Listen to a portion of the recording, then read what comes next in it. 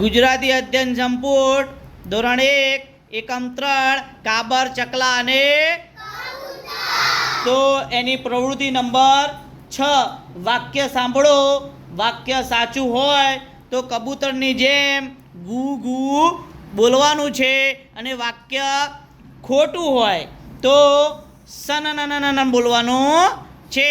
તો સૌપ્રથમ હું વાક્ય વાંચું છું. પહેલું, કબૂતરે શિકારીને ડંખ માર્યો. સરસ, વેરી ગુડ. બીજા નંબરનું છે કીડી પાણીમાં તણાઈ.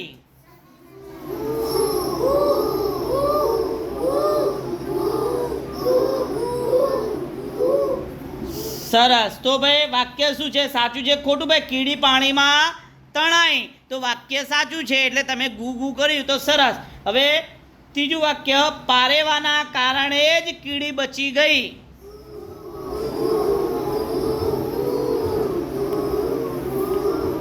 સરસ. કેમ ભાઈ ગુ ગુ કર્યું? ભાઈ તમે વાક્ય સાચું છે. સરસ. હવે 4 નંબરનું, કીડીને કારણે પારેવું બચી ગયું.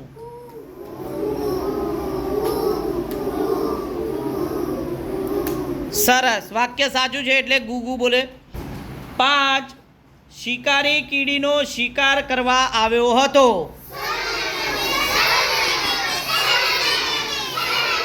સરસ, વેરી ગુડ. કેમ ભાઈ વાક્ય સાચું છે કે ખોટું?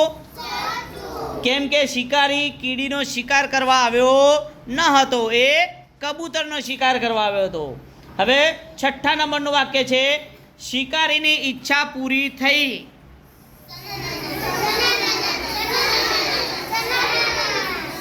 સરસ. કેમ ભાઈ સનનનનન? કેમ કે વાક્ય ખોટું છે. અંતે શિકારીની ઈચ્છા પૂરી થઈ હતી? નથી થઈ. એનું નિશાન ચૂકી ગયો હતો. કીડીઓ ચટકા ભર્યા એટલે એનું નિશાન ચૂકી ગયો હતો, એટલે વાક્ય ખોટું છે. 7, શિકારીને જોઈ કીડી ઝાડ પર ચડી ગઈ.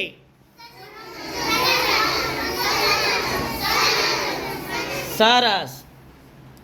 8, શિકારીએ બાણમાંથી ધનુષ્ય છોડ્યું. કેમ ભાઈ સનનનનન? ભાઈ શિકારીએ બાણમાંથી ધનુષ છોડ્યું. કેમ સનનન ખોટું છે? કેમ કે ભાઈ કે બાણમાંથી ધનુષ્ય છોડાય નહીં, ધનુષ્યમાંથી બાણ છોડાય, એટલા માટે વાક્ય ખોટું છે. અસ્તુ. જય હિન્દ, જય ભારત.